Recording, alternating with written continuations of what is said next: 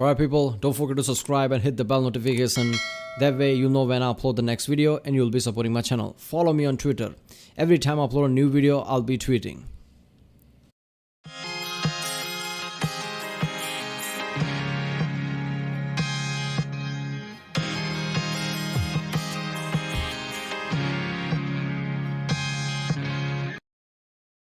Ladies and gentlemen, this is UX and this is War of Dark Revelations, Warhammer 40,000 by the channel The Templin Institute. Contact between the Tau Empire and the Dark Eldar. Oh yes, Tau Empire versus Dark Eldar. Wouldn't Dark Eldar just, I guess slap the shit out of them? I don't know. Occurred on the September of Vigos. They fought as allies, alright, against the Tyrannid Hive fleet until the true nature of the Drukhari was they beat Drukharis. So basically they betrayed Tau apparently.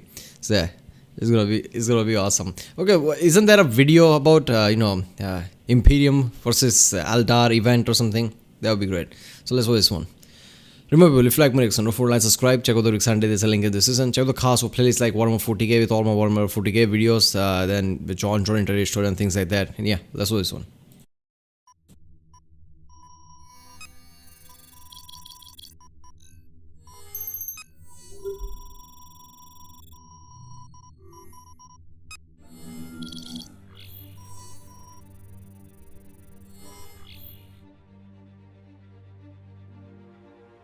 When the Tau ventured outward from the cradle of their home star system, they did so as burning sparks of life in a dying galaxy.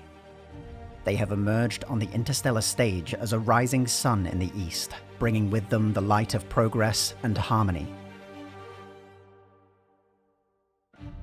Of the endless multitude of races that have expanded into the void, none can match the Tau's dynamism, unity of purpose, and superb grasp of technology. From a once empty and desolate region of space has come an empire. Toxic planets transformed into lush worlds shining with industry, commerce, and culture. Artificial planets, orbital docks, and strings of relay stations binding together an entire civilization in a way that few before have ever achieved. As their empire relentlessly expands, the Tau have an unshakable belief that the galaxy is theirs to rule, and that no matter how long it may take, there is no power in the universe that will not one day accept the superiority of their culture and their destiny as the true emissaries of the greater good. When Bricky explained the Tau Empire, I guess he made it sound like they were the good guys trying to do good. He didn't put emphasis on, or maybe I missed it. I'm pretty sure he didn't say that they're trying to rule the world just like every other race. But the unshakable ideology that drives the Tau onwards is built on a foundation of ignorance. Only a few among their kind have begun to grasp the true nature of the universe and their place within it. Yet even those Tau with a vague awareness of the powers that shape the galaxy refuse to accept that the stars around which their worlds now orbit were once crafted and shattered on the whims of ancient monsters.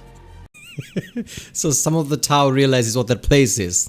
I mean, I guess they saw Necrons and everybody like, fuck that, we can't touch that.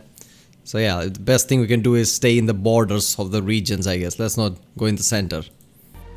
Or that long before their ancestors had mastered fire, living gods warred against one another, bringing to ruin the realm of their creator. Or that as the Tau look outwards to the galaxy with hope and optimism, the galaxy looks back on them as nothing more than a trivial realm of naive children. The ignorance of the Tau has emboldened their empire to accomplish wonders, but has just as often been exploited by outsiders, bringing with them terror, death, and desolation. It is a lesson the Tau have learned to their sorrow, time and time again, but never as costly as during the War of Dark Revelations. The Tau Empire gained a healthy fear of the Tyrannid Hive fleets after one such swarm, Hive Fleet Gorgon, was barely repelled after entering Tau space.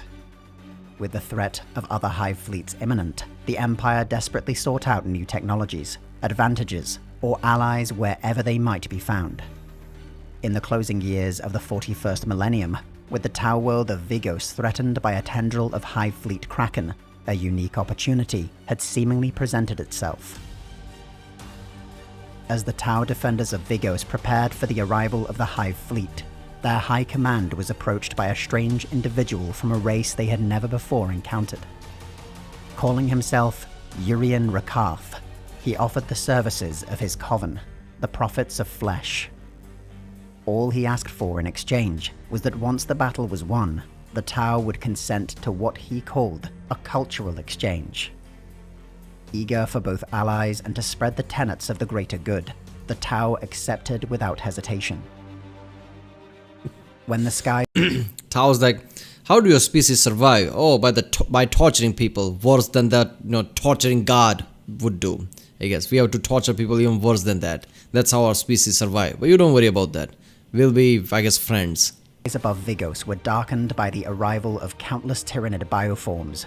Rakarth's warriors quickly proved their worth. Seen as grotesque by their Tau allies, they nevertheless seemed impervious to pain and cut a swath of carnage through the Tyranids faster than the eye could follow.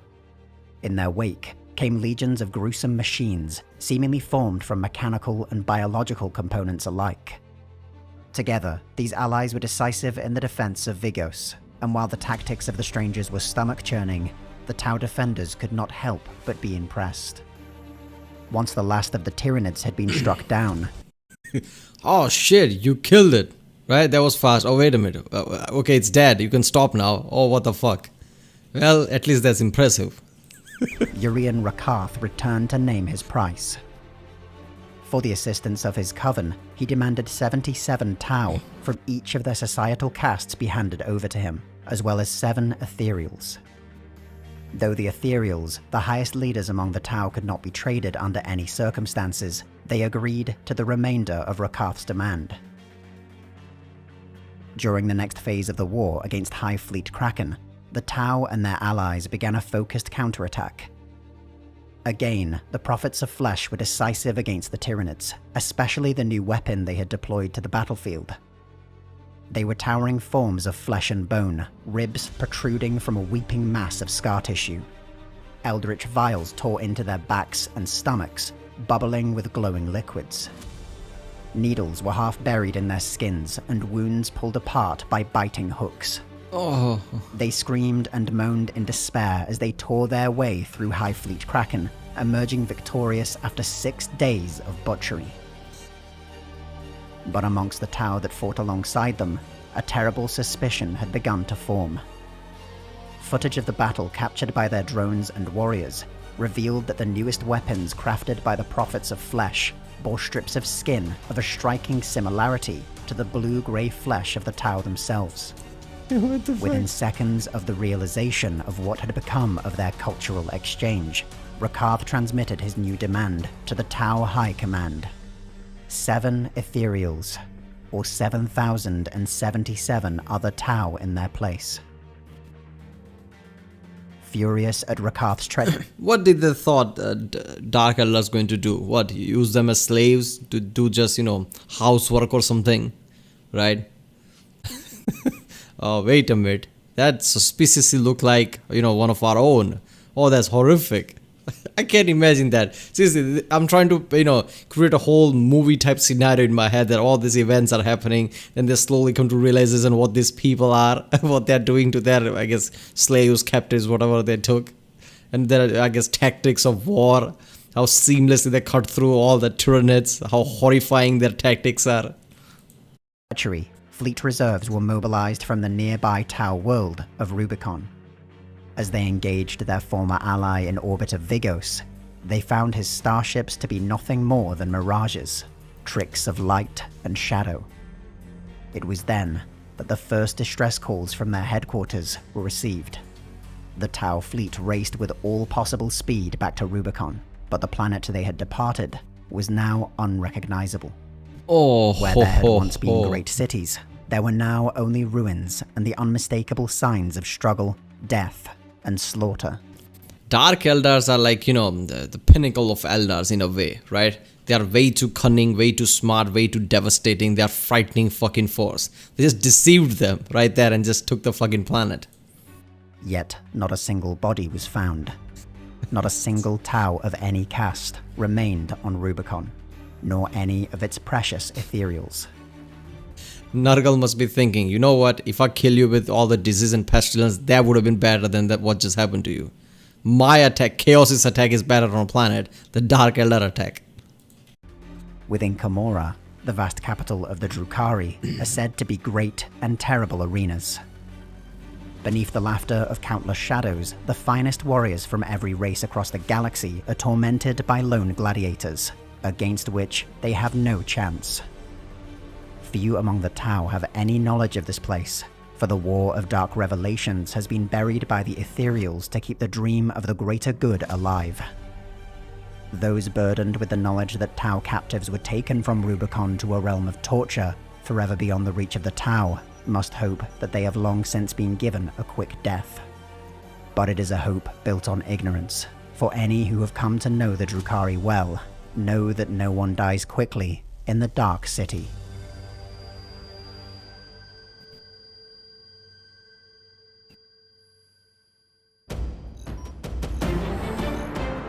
In High Command, the Template Institute investigates. Yeah, Satan would walk into that dark city and would be like, you know what, man, this is too much. I'm gonna go back to my hell, I guess. I love how Warhammer 40k created this entire race, Drukhari's Dark Eldar, right? And how their fucked upness is. And it's not just that they're malicious and they want to do that. There is a reasoning behind that, like they have to do that to keep, I guess, you know, Slanesh away, right? The whole concept is fucking deep and awesome. I love this encounter with Taus and Dark Eldar. This is fucking. No, I hope there are more videos like this that just shows different interaction with different races. I guess Dark Eldar interacting with Imperium or something like that. That would be awesome. Alright, people. If you like my reaction, don't forget to like, subscribe. Check out the reaction. There's a link in the description. Check out the cards, check out the cards, and yeah, comment down if you want to react to any specific video from any channel. And I'll see you next time.